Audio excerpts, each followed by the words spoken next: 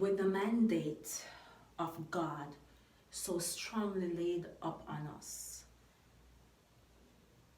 when you're not afraid to be a conduit, when you're no longer making excuses, but to do the will of God, it becomes a natural sense for you to share. You can't keep it to yourself. You can't lock this thing down anymore. You become a broken box. You open your gates and you let the word flow out of you because you're one with the word. No longer are you waiting for a priest to give you the word. No longer are you waiting just for the preacher to preach for you to get the word, but you realize now you have the responsibility of carrying the word. So for very long, you've been sitting in your pews and you've been listening to your preachers and your pastors and your teachers, and now you've been taught and now you've learned and now you've heard. But what happens to the time when you've been anointed to go? What happens to the time when you are now sent? When do you realize that I am chosen for service and you begin to work? God is nudging you in your dreams and he's nudging you in your visions and he's talking to you through his prophets, but you won't get up and you won't break your box and you won't open your mouth and you won't let him flow. Understand, prophets of God, that when you shut up the doors and when you close down your gates, that the world lays in siege and lays in violence and lays in trouble, because the prophets aren't there to warn. The prophets aren't there to correct. They're not there to rebuke. They're not there to reprove. And so the work of God becomes dormant, and God is trying to find whom he can find to go and to do the work, because he needs to operate. God operates by the order of his divine word. He needs to use his prophets to speak and to make way for him to operate and to rule and have dominion in the earth. Though he's God, he needed Moses to write the Ark of the Covenant. He needs to use his people. He needed to use Joshua to lead the children of Israel. He came, he called Joshua, he said, Moses, now my servant is dead. Are you ready to take up this mantle? There's always a need for another prophet to come and get ready to go. You know who you are, but you don't want nobody else to know. That has been me for many years of my life.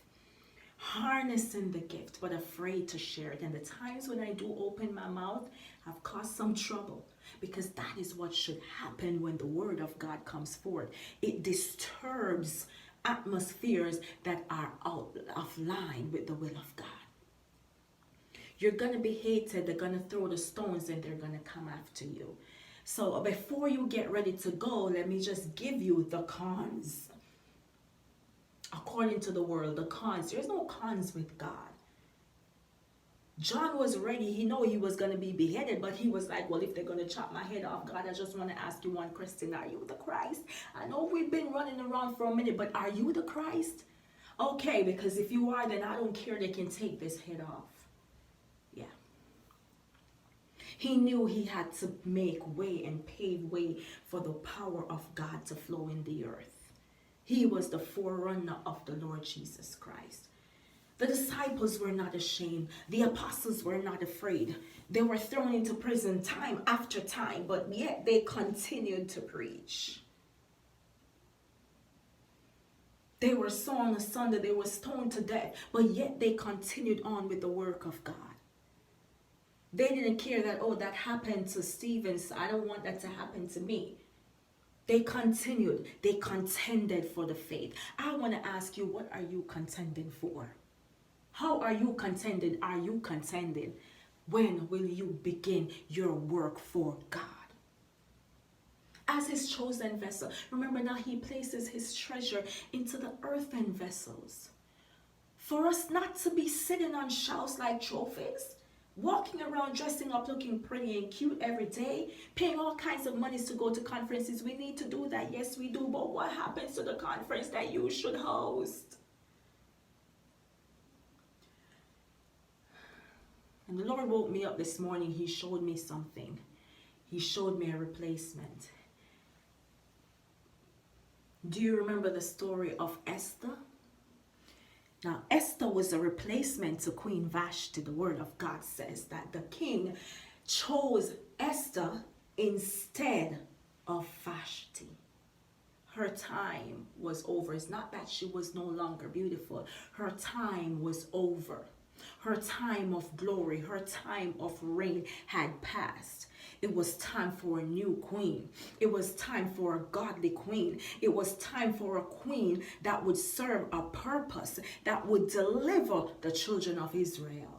It was time for a queen who God knew when the rot gets to the rot and the people of God were going to come up under oppression. She was not afraid to say, let's call a fast and a solemn occasion. If I perish, I perish. I wonder if there's any such courage again left in the body of Christ. You don't need to be a man to play Esther. God needs you. When God needs you, you come forward. And if you don't come, face his wrath. Which man on this earth can face the wrath of God? Who can stand the wrath of God? Who hate you? Let them talk about you. Let them not like you. That's okay.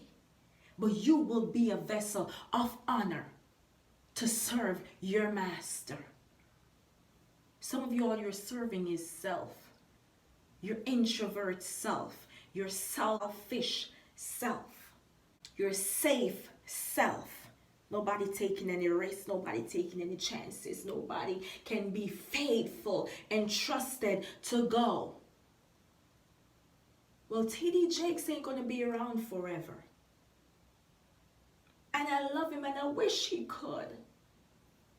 The work he has done in this earth, what a gift he is to the body of Christ, to the nation, to the people, all people. When he goes, who stands though? Who is next? Who is like unto him? You know what you're doing because he's there? You're like, well, I can't be him. I can't even try. I don't want to take his crown. But you know what? The next generation is wondering who will be the next T.D. Jakes. I wish God would make him last until the rapture. He needs to raise up some running man. He can't be in all places at all times. So he needs you to rise up.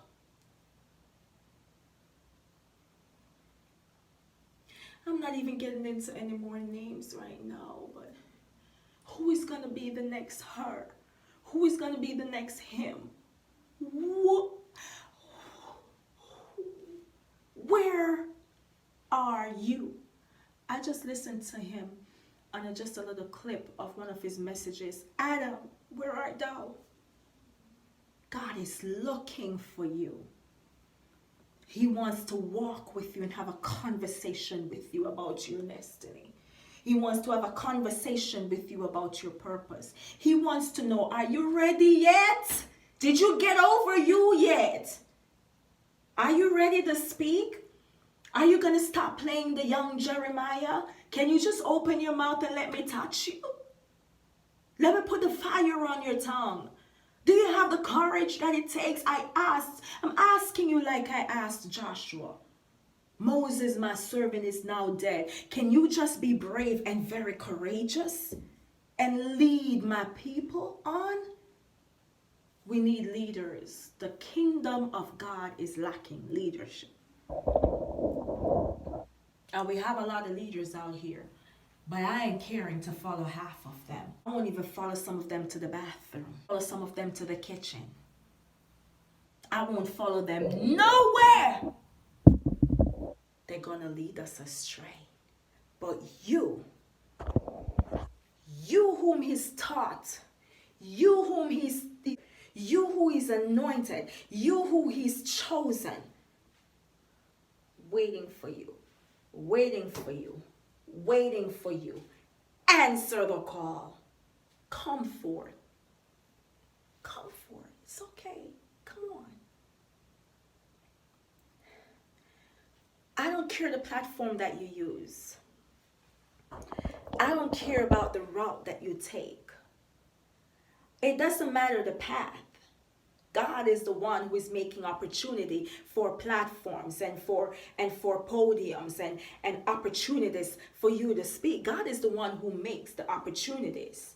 All he wants you to do is answer the call. Consecrate yourself. Yeah. Get before his face.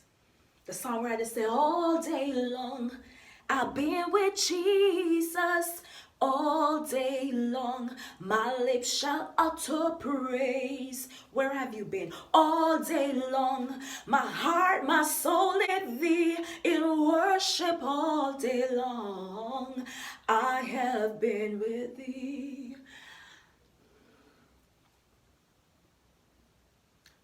Be an honored vessel for God.